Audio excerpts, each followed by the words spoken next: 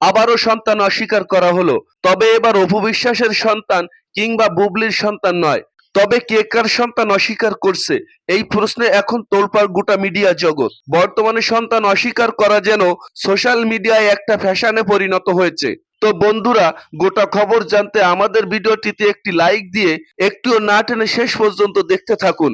বর্তমানে ছোট পর্দার জনপ্রিয় অভিনেত্রী জান্নাতুল সুমাইয়া হিমির গর্ভের সন্তানকে অস্বীকার করলেন বাংলা চলচ্চিত্র জগতের জনপ্রিয় সুপারস্টার নায়ক শাকিব খান। কে বা কারা বলেছেন বেশ কিছুদিন ধরে হিমি এবং শাকিব খানের সাথে গোপনে প্রেমের সম্পর্ক চলছিল, যার ফলে এই সন্তান।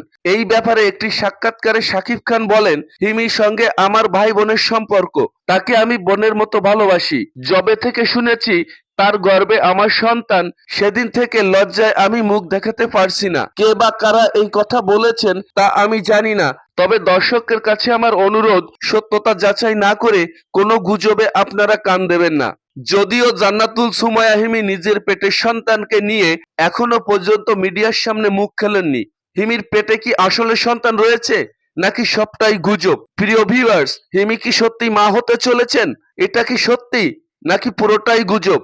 আপনাদের সত্যটা জানা থাকলে অবশ্যই কমেন্টে জানাতে ভুলবেন না। আর আপনি যদি আমাদের এই চ্যানেলের নতুন দর্শক হয়ে থাকেন তাহলে অবশ্যই চ্যানেলটি সাবস্ক্রাইব করে দিবেন। ধন্যবাদ।